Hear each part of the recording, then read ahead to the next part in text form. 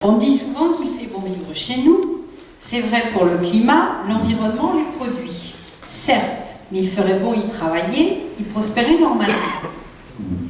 À ce sujet, comme pour la dette ou pour les taxes, des statistiques courent qui nous classent, avec notre territoire, comme les champions de France du chômage, les plus mauvais élèves du pays. N'est-ce pas exagéré? Voilà, c'est une question qui me convient mieux. Effectivement, la première fois que j'avais abordé cette question, c'est quand j'avais déclaré ma candidature au mois de novembre. J'avais dit qu'à Agde, nous étions devenus les champions de France du chômage. Et ça m'avait valu des regards un peu étonnés, en disant peut-être qu'il exagère. Sauf que quand les gens ont vu aussi sur FR3 et Antenne 2 les reportages qui ont rappelé ça, ils ont pris conscience que c'était une réalité. Et c'est une réalité indiscutable, puisque ce sont les chiffres de l'INSEE, l'organisme d'État, qui se base sur les statistiques de Pôle emploi.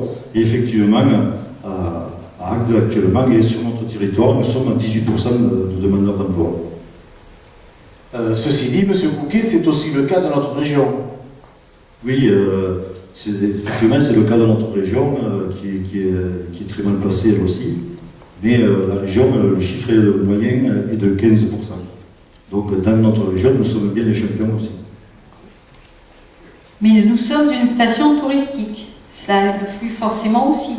Tout à fait. Station touristique, du fait qu'il y ait des emplois saisonniers, et des emplois précaires. Il se trouve une partie de l'année souvent au chômage. Et donc ça aggrave effectivement la situation. Ce qui explique en partie cette situation. Sauf que là aussi, il existe d'autres stations balnéaires, il existe d'autres communes littorales, il existe d'autres communes touristiques, et c'est nous qui sommes les champions quand même. Nous recevons aussi beaucoup de retraités qui viennent s'installer chez nous, donc. Oui, c'est vrai, c'est une caractéristique très importante de notre ville, mais les retraités, par définition, ils ne sont pas demandeurs d'emploi, ils sont retraités. Donc ils n'ont pas d'effet sur les statistiques.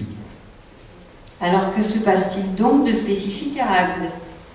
Ce qui se passe de spécifique à Agde, qui caractérise vraiment notre situation, c'est qu'entre 2008 et 2013, statistiques officielles aussi, le pourcentage de chômeurs, la proportion de chômeurs a augmenté de 50%. On est passé de 12% de chômeurs à 18%. C'est une augmentation de 50% en 5 ans. Ça, c'est une réalité. Par ailleurs, on nous dit, en 10 ans, je l'ai lu aussi, 1700 emplois ont été créés sur Agde. C'est probablement exact. Sauf que s'il y a eu ce glissement de la proportion de demandeurs d'emploi, ça veut dire qu'en même temps qu'il y a eu 1700 créations, il y a eu beaucoup plus de suppressions. C'est ça l'explication. Et on se retrouve dans une situation où l'installation professionnelle, en particulier des jeunes actifs, est dramatique, même diplômés. Beaucoup sont obligés de partir, et bon, c'est quand même préoccupant pour notre ville. D'abord pour nos jeunes, et puis pour la vitalité de notre ville. Parce que devenir une ville trop vieillissante, à un moment donné, c'est pas intéressant forcément, et puis ça va nous coûter très cher à un moment donné. Parce que, vous l'avez remarqué sûrement, au niveau du CCAS d'Agde, beaucoup d'activités vont en direction des personnes âgées. Et puis, il y a tout l'accompagnement après, au niveau des services, etc., qui va prendre une amplitude, si on n'y fait pas attention, très très importante, et ça va coûter aussi. Donc, il va falloir faire attention à ça. Je pense qu'il faut se donner les moyens, à un moment donné, de garder les jeunes chez nous. Ces jeunes ont-ils une autre raison de partir? Est-ce que la seule raison, c'est effectivement le chômage? C'est un sujet que j'aborde souvent parce qu'il me tient à cœur, mais au-delà de l'installation professionnelle, c'est-à-dire le travail, il y a aussi l'installation personnelle, c'est-à-dire l'habitat, le logement, l'accession à la propriété. C'est devenu très très difficile sur Agde à cause du prix du foncier, surtout. Et donc les jeunes s'en vont ailleurs. Et ça, bon, il y a aussi des recettes par rapport à ça. Bon, j'en ai évoqué à certains moments. J'y reviendrai dessus, parce que je suis sûr que c'est un des facteurs du progrès de notre ville si on arrive à inverser ça. Voyez-vous une raison particulière à cette dégradation de la situation de l'emploi? Eh bien, vous le savez, la compétence économique de notre ville est passée à la communauté d'agglomération. C'est même sa première compétence. Et les communautés d'agglomération ont été créées, après les communautés de communes, dans ce but, qui est une fédération des moyens de plusieurs communes, pour avoir une politique de développement économique. Et la politique de développement économique, chez nous, c'est quasiment néant. Il faut dire ce qui est.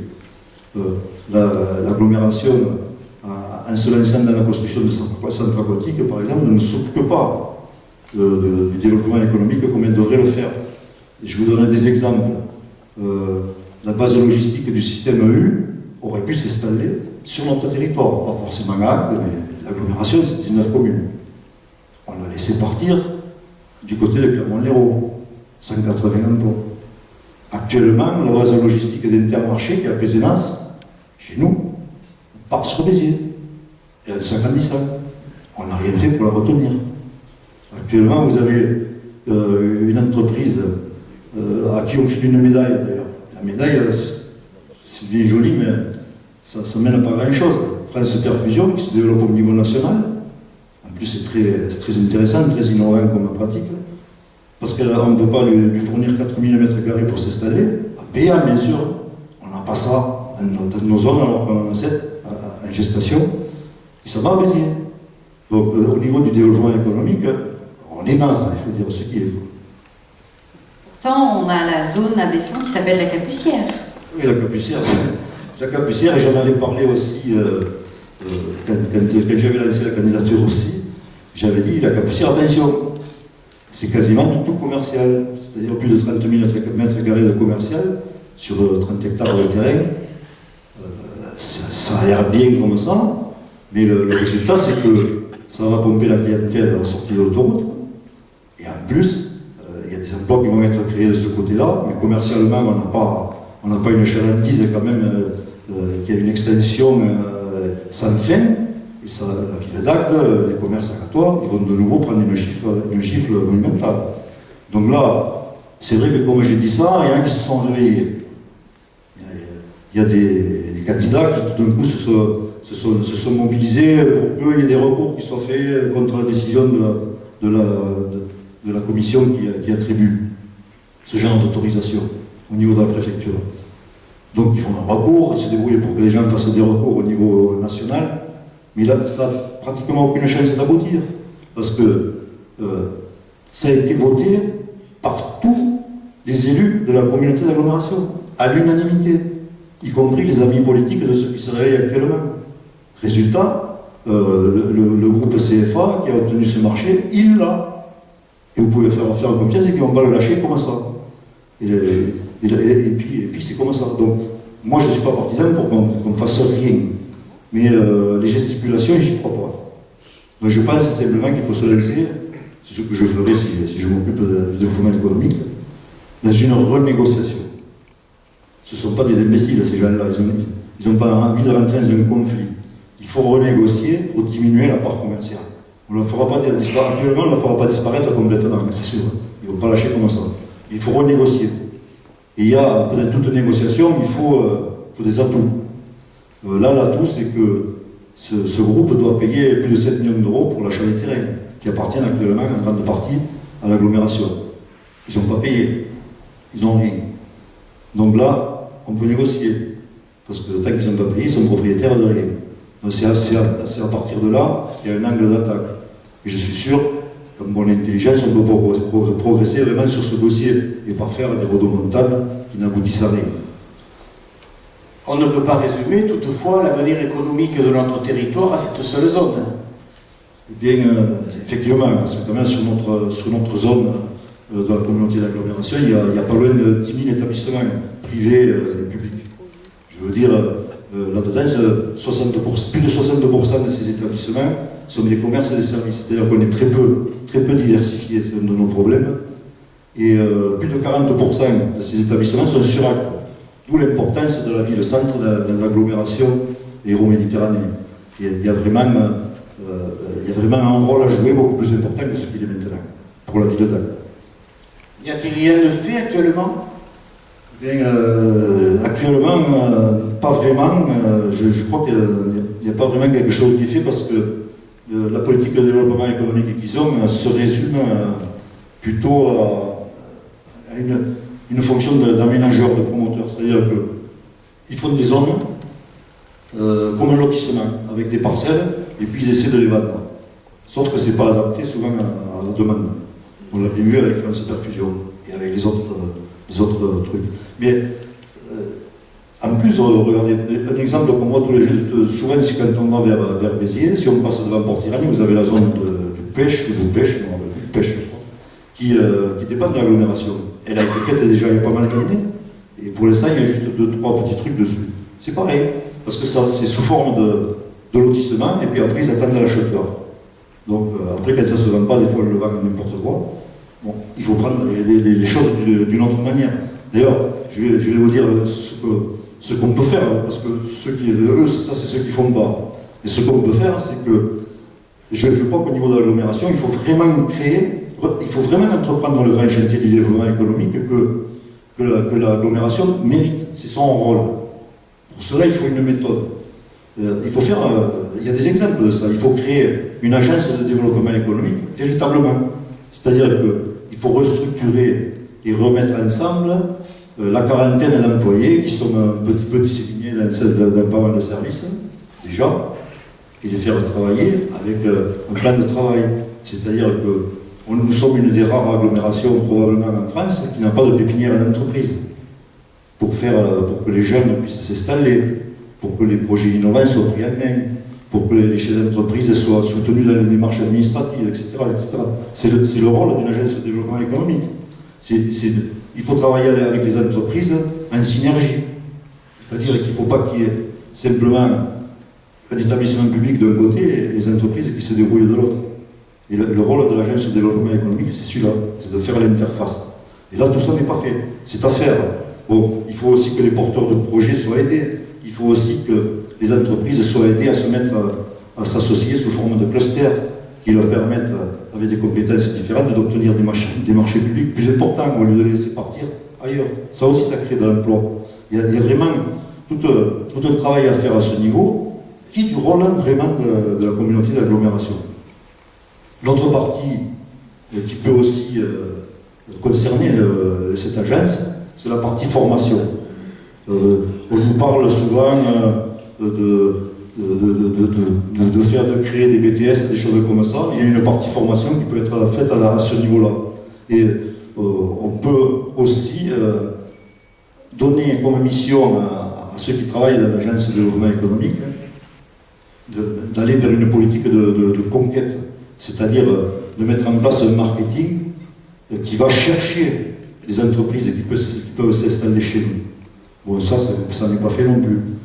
Il faut aider celles qui sont là, les mettre en synergie, permettre aux jeunes et aux innovants d'avancer et aller chercher de nouvelles entreprises à travers une politique de conquête et de marketing puissante, avec les gens qu'il faut pour faire ça. D'après vous, quelles sont les pistes de développement crédibles? C'est là que c'est un peu difficile parce que souvent les gens qui parlent de qu'est-ce qu'on peut faire comme ça, ils vous disent on n'a qu'à créer des start-up, on n'a qu'à créer des entreprises de fabrication, de ce que vous voulez. Sauf que ce n'est pas faisable directement. D'abord pour les start-up, il faudrait déjà connaître la fibre optique et le très haut débit. Et pour l'e-commerce, c'est pareil. Il n'y a pas pour les stacks. Ça ne peut pas fonctionner comme ça. Donc ça c'est vraiment des choses qu'il faut faire. Et en plus, il faut quand même aller chercher des choses qui seront adaptables à notre région. Et donc il faut partir de l'existant. C'est-à-dire chez nous, on a le tourisme, mais il faut aller chercher tout ce qui est péritourisme, en termes de fabrication. Par exemple, la fabrication de mobil-homes, qui ont un débouché direct sur place chez nous. En termes de construction, en termes de maintenance des bâtiments, il y a tout un tas de choses autour du tourisme, au niveau de la surveillance. Les résidences secondaires et les résidences professionnelles ont besoin d'être surveillées. Donc on peut de ce côté-là mettre des choses en place. Au niveau des services, pareil. On peut faire pareil pour le nautisme. C'est-à-dire qu'au niveau du nautisme, on peut travailler sur tout ce qui est autour du nautisme. Par exemple, à partir du port fluvial que nous réaliserons à la sortie route de Bessa, il y a toute la zone de la Méditerranée que j'ai remembrée à l'époque et qui est maintenant propriété de l'agglomération. Là, il faut mettre en place des activités périnautisme de chantier naval, de maintenance des bateaux, d'entretien, de vente, de tout ce qu'on veut autour du nautisme fluvial en priorité, mais en jonction avec la mer par le canal. Il y a des choses à faire. Il faut faire à partir de ce que nous avons autour de la pêche et autour de la viticulture. Il y a un tas d'activités possibles. On ne va pas créer de toutes pièces chez nous. Quand il y avait de la vraie innovation ou de la vraie recherche, c'est plutôt sur Montpellier. Donc là, c'est difficile. Donc nous avons des choses sur place. Et essayons de développer autour de ça. Voilà. Et tout à l'heure, je vous disais, j'avais commencé à le dire sur la formation. C'est l'autre aspect possible du développement. C'est-à-dire que on vous dira, on peut créer des BTS, on peut créer de l'enseignement supérieur à Agde, c'est faux. Rien que l'antenne de Béziers, a failli être fermée. Ça ne fonctionne pas, on ne nous donnera jamais ça, on aura peut-être un petit BTS par-ci par-là, mais ce n'est pas ça qui va changer les choses. Ici, il faut qu'on ait une politique liée à la formation professionnelle. Bon, il peut y avoir des parcours, tout ça, mais ce n'est pas ça ce que je veux dire. Je veux dire que l'enseignement professionnel, au niveau des stages, au niveau de la formation des chefs d'entreprise, au niveau de la formation à l'immobilier, de la formation à tout ce qui est touristique, de la formation aussi à la surveillance vidéo, tout ce qui est lié aux activités dont je viens de parler, il faut la formation en face. Il y a des organismes pour ça qui sont prêts à s'installer. Et ceux-là, ils n'ont pas besoin de l'autorisation de l'État ou du financement de l'État. S'il y a du boulot, s'il y a de la possibilité de fonctionner, ils viendront. Et il faut en même temps que les entreprises. Donc c'est un tout. Là, il y a vraiment des pistes à créer. Et ce sont des professionnels au niveau de l'agence de développement économique qui peuvent faire ça. Parce qu'ils savent où s'adresser, ils savent avec qui travailler. Il faut leur donner le livre de route, en quelque sorte, et ils l'appliqueront. Mais ce n'est pas fait. Actuellement, ce n'est pas fait. Alors, pour développer, M. Bouquet, il faut des moyens nouveaux. Comment les trouver sans augmenter la fiscalité des entreprises? Oui, parce qu'au niveau de l'entreprise, il y a aussi une fiscalité, et c'est pareil, si on ne fait pas attention, elle augmente. C'est le cas d'ailleurs à Béziers Méditerranée. Pour l'instant, à nous, ça nous échappe parce que l'agglomération est toute neuve et on a encore de la marge. Voilà. Mais ça ne durera pas longtemps si on ne fait pas ce qu'il faut. Mais c'est vrai que si on veut vraiment avoir des financements forts, alors là, il faut faire émerger des projets à financement européen. Ça, c'est vraiment... Et là, on a une chance, actuellement, c'est que la région Languedoc-Roussillon vient d'obtenir le droit de gérer 1,4 milliard d'euros sur 3 ans, au travers des FEDER, vous savez, des fonds destinés justement au développement économique des régions sinistrées. Alors là, il faut vraiment un travail là-dessus. C'est-à-dire qu'il faut trouver des possibilités. Le pays cœur d'héros, on fait les malins des fois, mais le pays cœur d'héros, ils ont mis en place un programme leader qui permet, sur des projets innovants, d'être financé par l'Europe. Ils se bougent. Et chez nous, on peut le faire aussi. Et ça, les financements fédéraux, ils demandent qu'à être employés. Mais il faut vraiment des gens qui fassent la promotion de ça. Et vous verrez que les entrepreneurs intéressés, surtout les jeunes, il y en aura. Donc c'est vraiment quelque chose qu'il faut faire. Et puis après, on peut faire à la marge des projets comme à Alès. À Alès, ils font des concours d'audace où vous avez des jeunes créateurs, jeunes ou moins jeunes d'ailleurs, qui sortent des trucs intéressants et qui sont financés après par des subventionnements de ce genre, ce qui n'est pas négligeable. Donc je pense que c'est ce terrain-là qu'il faut aller. N'envisagez-vous pas de créer de nouveaux parcs d'activités économiques, ce qu'on appelle les PAE? Bien, j'ai parlé tout à l'heure, à côté du port fluvial, de parc d'activités économiques liées au nautisme et au périnautisme. Je pense que ça, il faut vraiment le faire. Et mon idée aussi, si on veut vraiment créer quelque chose de costaud, au lieu de faire des petites zones artisanales où souvent les artisans font que se déplacer, ça ne crée pas grand-chose, ce n'est pas un vrai apport. Je crois qu'il y a une occasion là aussi, ça tombe sur la région aussi parce qu'ils ont indiqué une envie. Ils ont envie de rentrer dans la gestion de notre aéroport. Jusqu'à maintenant, notre aéroport il est géré par la CCI, il est financé par la CCI, plus notre communauté d'agglomération, Béziers Méditerranée, la Domitienne et un peu le département. Je crois que je n'oublie personne. Mais là, la région, suite à la prise par eux, à la CCI de Montpellier, de l'aéroport de Montpellier, ils veulent prendre aussi Carcassonne et le nôtre, et je crois Perpignan. C'est intéressant parce que on peut profiter de cette occasion pour créer un parc régional d'activité économique hyper puissant autour de l'aéroport, parce que là, il y a de l'espace. Il y a des terrains à un prix très abordable, au niveau agricole, souvent délaissé d'ailleurs. Ça, c'est une piste importante, parce que le financement, c'est différent. On reste quand même dans les décisions, puisque on est déjà dans le capital. Ça nous coûte quand même 1,3 million par an. Donc la région elle-même, si elle veut vraiment arriver à ses fins, a intérêt à négocier. Là aussi c'est pareil, c'est une négociation. Chacun joue un petit peu de ses qualités, ses compétences, de ses muscles, c'est comme vous voulez. Et là on peut vraiment arriver à faire quelque chose. Pour moi, ça c'est autre chose qu'une petite zone où on va déplacer souvent un artisan. C'est mieux pour leur installation, mais ça ne change pas la vie économique. On a besoin de changer la vie économique chez nous. Alors on parle de la zone de l'aéroport, mais pourquoi pas parler éventuellement d'Agde? Et c'est bien le problème, parce qu'à Agde, nous avons un plan local d'urbanisme en gestation depuis 5 ans. Il n'est pas sorti. Donc, créer une nouvelle zone, ça va être que quand on va vraiment sortir le nouveau plus. C'est-à-dire la nouvelle municipalité va sortir le nouveau plus. Il est envisagé, c'est dans l'air d'en créer une du côté de l'ancienne station d'incinération. C'est un bon endroit, je crois. Et je crois que c'est une piste qu'il faudra étudier dans le plus. C'est intéressant. On pourrait, par exemple, sur nous, pour qu'il n'y ait pas de nuisance, y développer ce qui est en rapport avec les énergies renouvelables. Moi, je crois qu'il y a une piste à creuser de ce côté-là. Ça peut être intéressant pour Agde aussi, et lié au tourisme. Pensez-vous que ce serait suffisant pour éponger le chômage? Bien, je crois que éponger le chômage, bien sûr que non, parce qu'on est vraiment dans une situation très difficile, et ça ne va pas se faire comme ça. Mais on est les champions. Donc, ça passe à la télé, ça passe partout. Donc, du coup, ça a un effet négatif très très fort. Ça nuit à notre image.